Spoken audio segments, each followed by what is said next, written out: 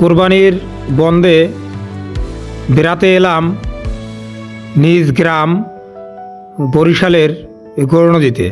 এখানে আত্মীয়দের সাথে কোরবানি সম্পন্ন করে এখন বরিশাল শহরের বাড়িতে এলাম। কোরবানি পরবর্তীতে অনেক ঘোরাঘুরি এবং আনন্দ উল্লাসের মধ্য দিয়ে সময় দিন অতিবাহিত হচ্ছে।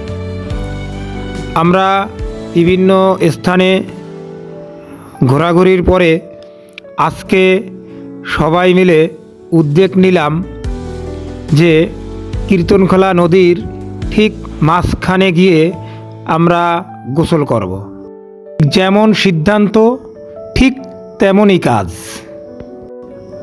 আমি সহ আমার ছোট ভাই যারা আছে সবাইকে নিয়ে আমরা বাইকে করে গেলাম 30 গোডাউন।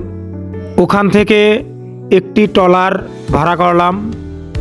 ট্রলার ভাড়া করে আমরা ট্রলার নিয়ে কীর্তনখোলা নদীর মাঝখানে ঘোরাঘুরি করলাম এবং মাঝখানে গিয়ে নদীর মাঝে নেমে সাঁতার কেটে কেটে দুপুরে আমরা গোসল করলাম। গোসল করার পরে আমরা ট্রলার নিয়ে নদীর ওপারে এবং দবদবিয়া ব্রিজের সন্নিকটে ঘুরতে গেলাম। অনেক আনন্দ করলাম। নদীতে গোসল করার আনন্দ যা ভাষায় প্রকাশ করার মতো না। কী যে ভালো লাগছে, স্রোতে আমাদেরকে টেনে নিয়ে যাচ্ছে। আবার আমরা সাঁতার কেটে কেটে নৌকার কাছে এলাম, আবার নৌকায় উঠলাম, নৌকা থেকে লাফ দিয়ে নদীর মাঝে ভেসে বেড়াচ্ছি।